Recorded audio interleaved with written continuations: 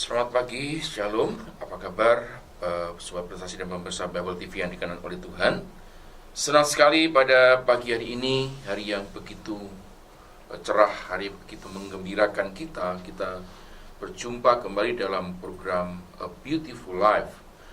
Baik, selama setengah jam ke depan saya akan bahas saudara-saudara untuk kita melihat satu kebenaran firman Tuhan yang Tuhan taruh dalam hati saya untuk disampaikan di dalam program ini.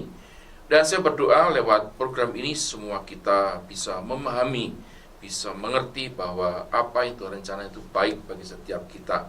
Sebab hari ini banyak orang yang bimbang, banyak orang-orang yang bertanya-tanya apakah benar ini jalan Tuhan, atau apakah benar ini rencana Tuhan, apakah ini benar-benar satu yang Tuhan ingin capai dalam kehidupan kita. Mari kita akan melihat satu kebenaran yang kita akan perhatikan baik-baik hari ini.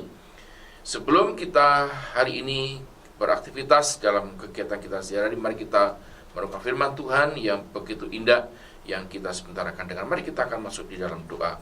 Bapa di surga, kami bersyukur kepadamu buat pagi hari yang indah ini, di mana kami masih boleh berjumpa dalam program A Beautiful Life. Hamba percaya program ini akan memberkati setiap umatmu yang menyaksikan maupun yang mendengarkan. Kami tahu Bapak, hari-hari ini ada banyak hal yang seringkali mengaburkan kehidupan kami, sehingga kami tidak lagi percaya kepada Tuhan. Kami meragukan kuasa-Mu, kami meragukan akan kebenaran firman-Mu, sehingga kami menentukan jalan kami sendiri menurut apa yang kami mau. Kami sadar Bapa, hidup kami jauh daripada sempurna. Kata Bapa, berikan firman-Mu hari ini untuk kami kembali renungkan, sehingga kami melihat hidup kami benar-benar ada dalam rencana dan rancangan-Mu saja. Terima kasih, setelah kami akan merenungkan firman-Mu, urapi kami semua, urapi hamba-Mu yang menyampaikan di studio ini Bapa. Di nama Yesus kami berdoa dan bersyukur. Haleluya. Amin. Satu hal yang seringkali kita lihat dalam hidup sebagai orang percaya, ada hal-hal yang kadang-kadang kita tidak mengerti itu terjadi.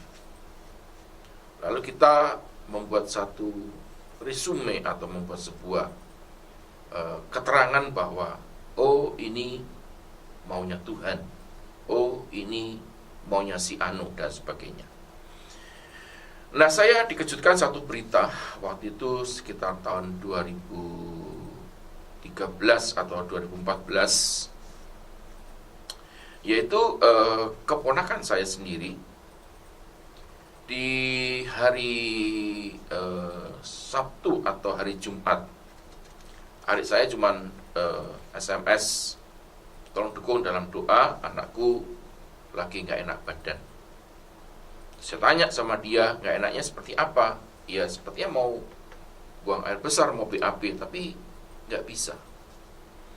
Terus akhirnya waktu terus berjalan, itu sampai dengan pagi hari. Akhirnya begitu pagi hari, dia menahan sakit yang luar biasa. Akhirnya sampai dibawa ke rumah sakit, sama rumah sakit di tangan dan sebagainya. Akhirnya diperbolehkan pulang.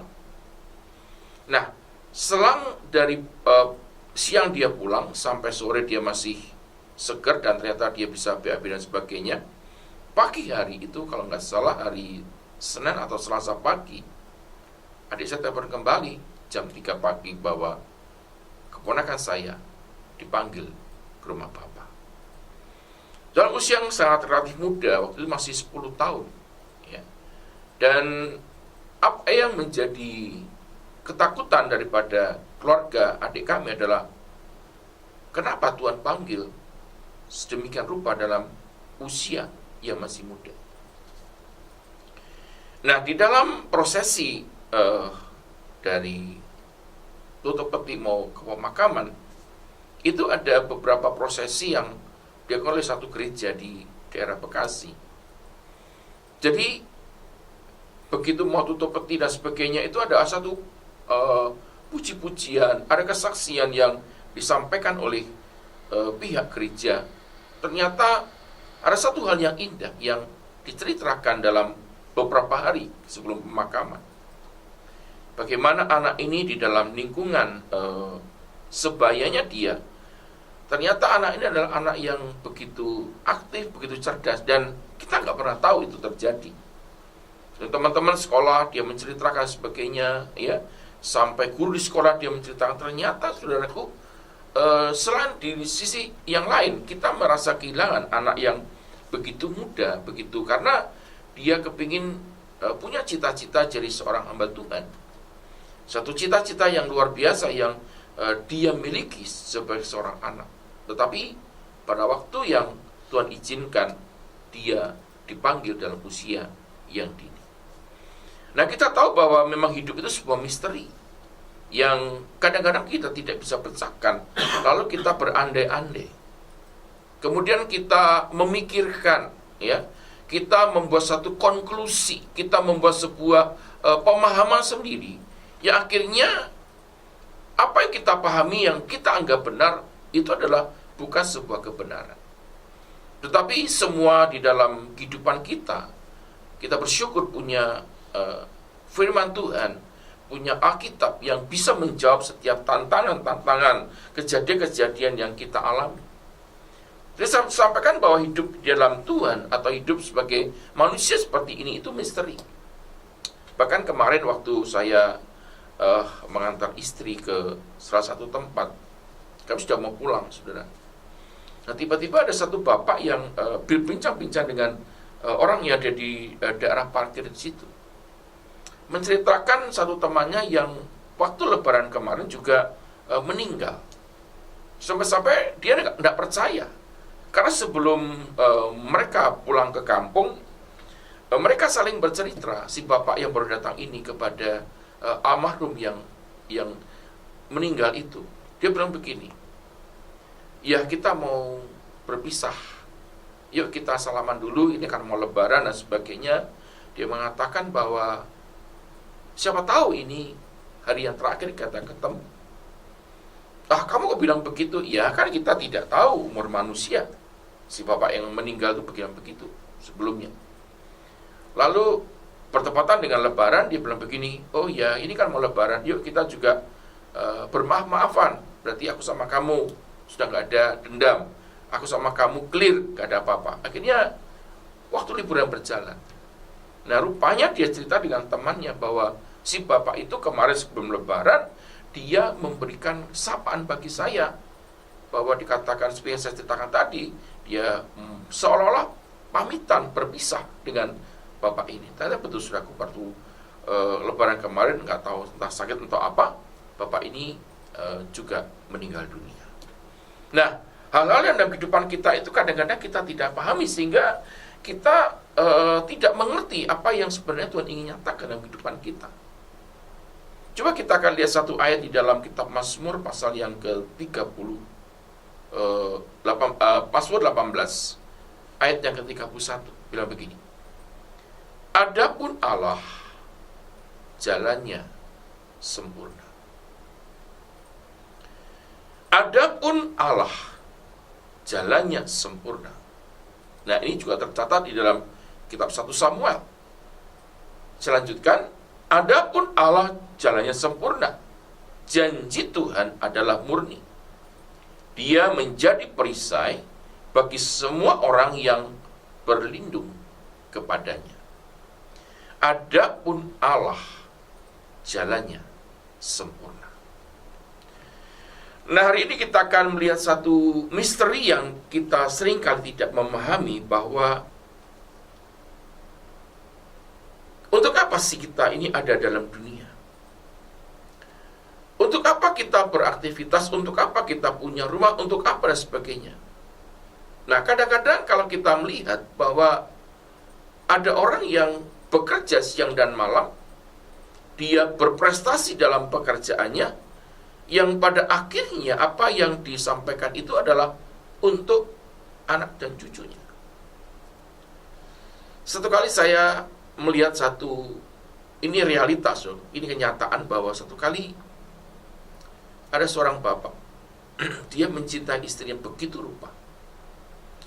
Dia bekerja dengan penghasilan yang baik, ya, dikumpulkan semua tabungan-tabungannya, dan dia punya satu kebiasaan, setiap akhir tahun dia bawa istri dan anak-anaknya pergi ke satu tempat, ya, bisa di dalam negeri, bisa di luar negeri.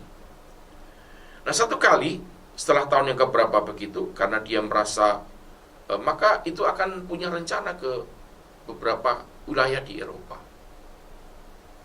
Nah, begitu menjelang hari H, tiba-tiba dokter vonis bahwa istrinya ini punya penyakit tertentu yang tidak bisa disembuhkan. Akhirnya benar-benar istri itu meninggal. Nah, sementara bapak ini masih dalam aktivitas bekerja, dia kumpulkan dan kumpulkan. Lalu suatu saat dia merenungkan begini, ya, uang yang sebegini banyak, ya biasa untuk istri dan anak-anakku, aku ajak untuk jalan-jalan. Tapi sekarang aku sudah nggak punya istri, mau buat apa lagi? Ya biasa untuk jalan-jalan, buat apa lagi? Dan akhirnya bapak ini merasa bahwa iya, untuk apa aku hidup? Akhirnya bapak ini terus berpikir, merenung keadaannya, ditinggal oleh istrinya, dan akhirnya bapak ini pun sakit, dan akhirnya juga Tuhan panggil. Nah, hari-hari yang kita lalui ini adalah hari-hari yang kita tidak ketahui, ya, hari-hari yang penuh dengan misteri. Tetapi kita ingat satu hal yang kita pahami, bahwa jalan Tuhan itu sempurna. Adapun Allah, adapun Tuhan, jalannya adalah sempurna. Hari ini saya akan membahas saudara-saudara untuk kita melihat bahwa bagaimana kita bisa memahami, bisa mengerti akan apa yang Tuhan mau dalam kehidupan kita. Coba kita mereview sebentar, memflashback kembali bahwa perjumpaan kita dengan Yesus pada waktu kita mungkin dalam keadaan yang dulu tidak baik, ya. Saya pun dipanggil Tuhan dalam keadaan tidak baik.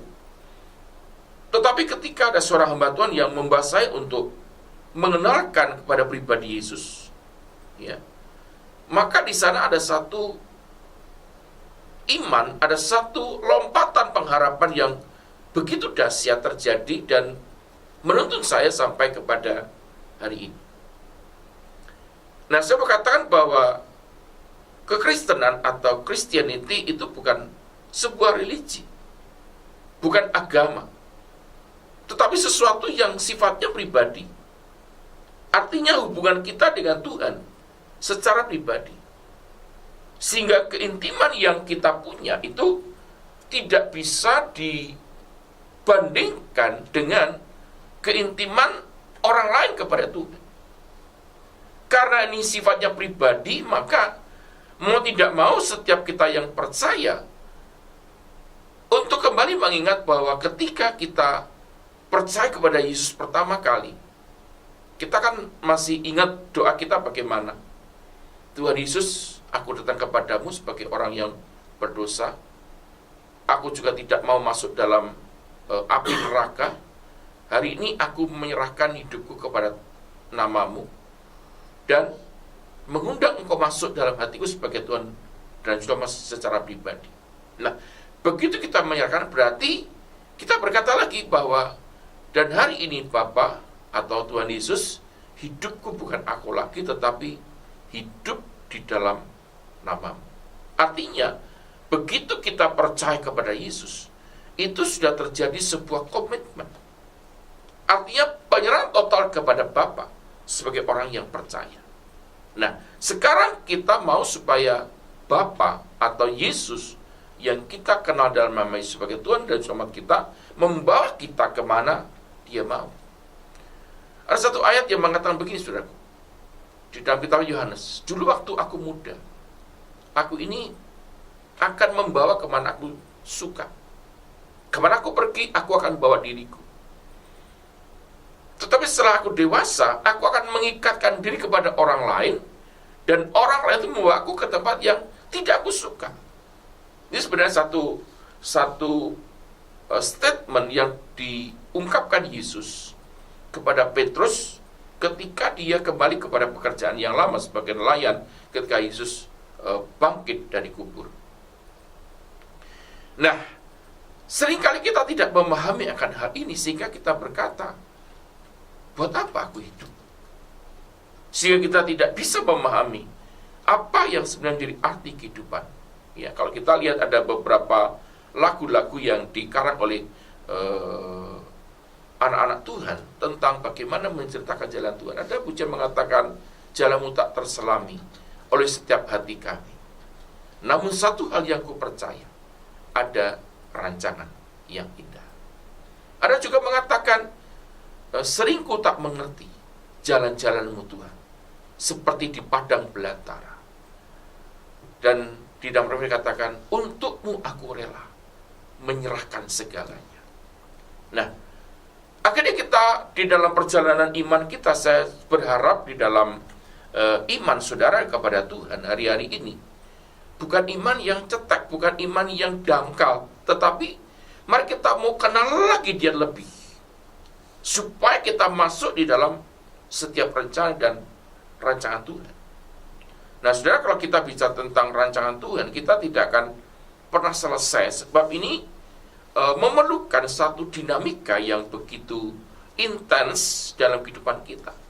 Artinya, hari-hari yang kita lalui atau day by day-nya, itu benar-benar ada satu ketergantungan yang kita berikan kepada Tuhan sebagai penyerahan total bahwa kita adalah milik daripada Tuhan. Coba kita akan sebentar lihat bahwa apa sih karakteristik daripada jalan Tuhan. Yang pertama, Yeremia pasal 29:11 mencatat di sana bahwa jalan Tuhan itu membawa kepada sebuah rencana yang indah. Bukan rencana kecelakaan, bukan rencana kegagalan, tetapi masa depan yang penuh dengan pengharapan. Masa depan yang penuh dengan keberhasilan. Masa depan yang ada di dalam rencana Tuhan. Nah, sebagai contoh begini. Ini kan kemarin dengan adanya Brexit di daerah Brebes, ini kan merupakan sebuah sarana pemerintah untuk memberikan kepada masyarakat supaya ketika dia berlalu lintas itu mudah. Nah, sepertinya Tuhan itu demikian. Dia buat jalan, ya, bahkan di dalam kitab Yesaya katakan, dia buat jalan di padang belantara. Dia buat jalan di padang gurun. Bahkan sungai-sungai itu ditutupnya dan bisa kita lalui. Nah, memang kita tidak memahami akan jalan Tuhan, tapi kita harus sadar bahwa jalan Tuhan itu membawa kita kepada damai sejahtera, kepada rancangan yang indah. Kalau hari sudah belum mengerti, ketahuilah bahwa apa yang Tuhan nyatakan dalam pribadinya itu adalah jalan yang sempurna. Nah, kita lihat peristiwa ketika bangsa Israel dibawa oleh Tuhan dari Mesir ke tanah Kanaan. Nah, saudara, kita ini kalau sudah mereview kembali, ini ada satu hal yang menarik sekali. Ketika 12 pengintai disuruh mengintai, memang betul-betul Kanaan itu berlimpah dengan susu dan madu. Kalau saudara melihat di dalam tourism di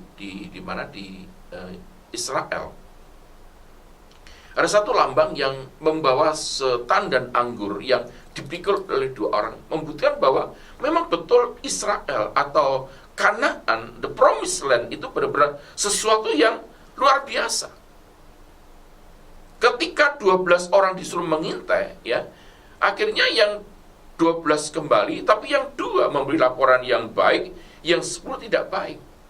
Memang di sana berlimpah dengan susu dan madu. Nah, saudara, saya beritahu pada saudara dan juga pada diri saya sendiri bahwa ketika kita ada di dalam jalan Tuhan, maka Tuhan itu akan membawa kepada satu rancangan yang indah, rancangan hari depan yang penuh dengan pengharapan yang harus kita ikuti. Mau tidak mau, suka tidak suka, setiap kita harus benar-benar ada di dalam jalannya. Meskipun itu gelap, meskipun itu kabut, meskipun itu berbatu-batu, meskipun itu terjal, mari kita mau melihat bahwa di balik semua itu ada rancangan Tuhan yang indah.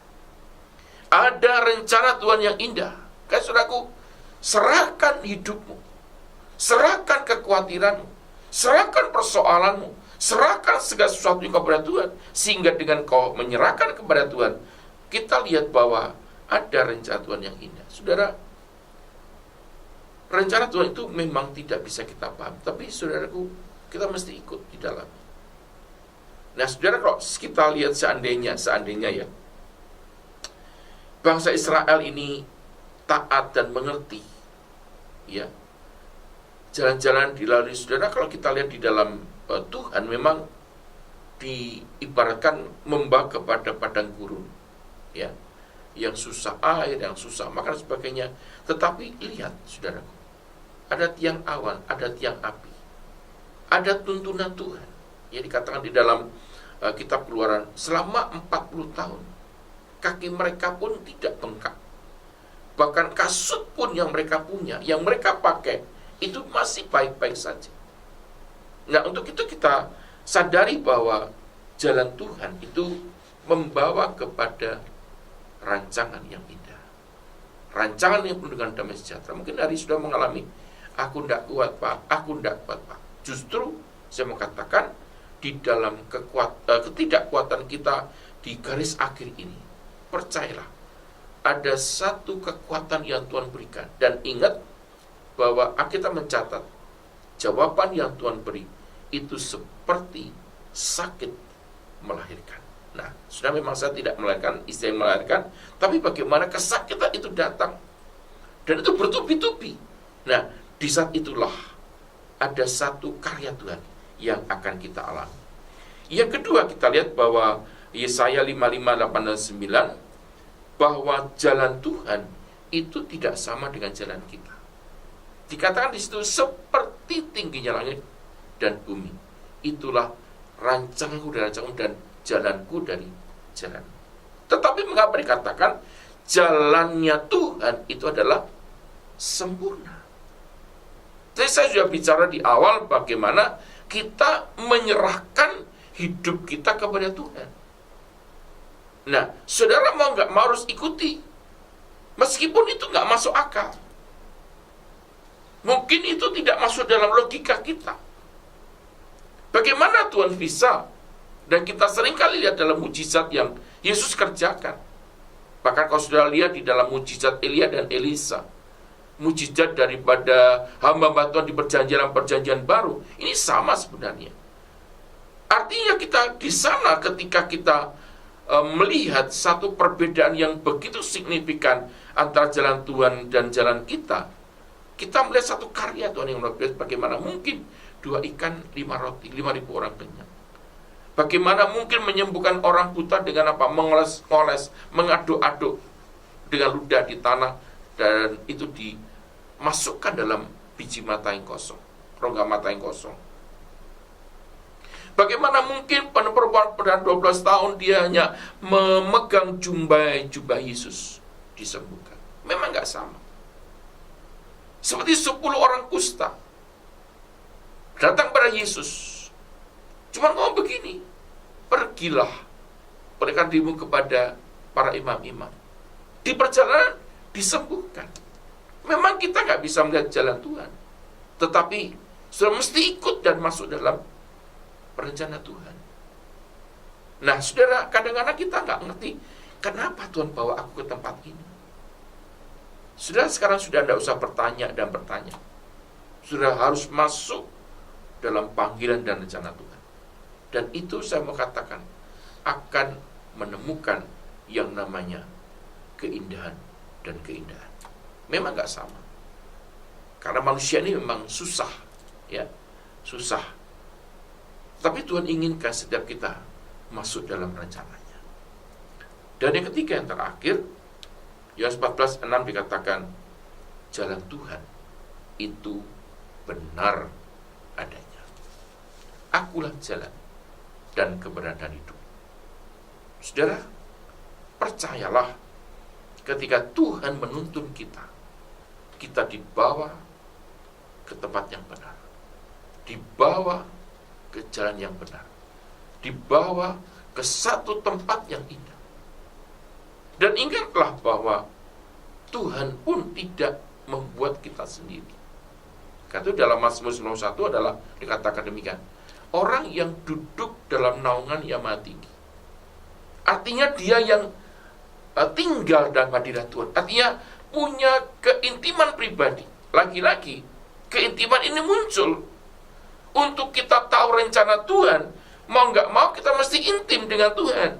Ingat saudaraku, ketika Tuhan membawa bangsa Israel dengan tiang awan dan tiang api, itu benar-benar diperhatikan. Ini waktu malam gelap. Oh, berarti apa? Begitu ada tiang awan dan tiang api malam hari, ini berjalan lagi. Begitu siang hari, panas dan ada tiang awan, maka dia akan berjalan sesuai dengan tuntunan tiang awan yang ada. Saudara, saya mau katakan pada pagi hari ini bahwa firman Allah itu ya dan amin. Hari ini ada banyak orang yang bimbang dengan hidupnya. Apakah aku masih mau jadi orang percaya? Kalau jadi orang percaya, Pak, sudah di kantor dikucikan. Saudaraku, hari ini dengan baik. Kalau saudara mengalami tekanan dalam apapun dalam hidup saudara, percayalah, ketika engkau ada dalam hadirat Tuhan, ada intim dengan Tuhan, ada kekuatan yang bisa kita terima, kekuatan yang bisa kita bawa, yang akhirnya kita mengerti bahwa apa yang Tuhan nyatakan itu benar adanya. Berarti dikatakan di sini bahwa adapun Allah jalannya sempurna. Untuk pagi hari ini, engkau yang mulai gelisah, tetapkan dirimu, tetap ikuti apa yang Tuhan mau. Saya katakan, jalan Tuhan tidak membawa kita kepada kecelakaan, tapi hari depan yang penuh dengan pengharapan. Selamat menikmati firman Tuhan hari ini, dan percayalah Tuhan beserta dengan kita, Immanuel. Mari kita berdoa. Terima kasih Bapak buat firman-Mu yang datang pada pagi hari ini. Bila kami memahami betapa dahsyatnya, betapa hebatnya anugerah-Mu yang Kau beri pada kami. Bila kami tetap terus percaya sampai pada akhirnya kami mau ikut jalan-Mu ya Tuhan. Meskipun kami tidak memahami, tidak mengerti, tapi kami sadar jalan-Mu itulah yang terbaik yang harus kami tempuh. Beri kami kekuatan, beri kami hikmat-Mu Bapa. Berdoa bagi umat-Mu yang sedang bergumulan, ditetapkan mereka bahwa mereka punya Yesus yang begitu ajaib dalam hidup mereka. Terima kasih. Dalam nama Yesus kami berdoa dan bersyukur. Haleluya. Amin. Ya, demikian tadi firman Tuhan datang pada kita. Biarlah kita diberkati dengan firman yang ada. Baik-baik saudaraku, kita akan bertemu kembali dalam acara yang sama di minggu yang akan datang. Yesus memberkati kita semua. Sampai jumpa. Haleluya. Amin.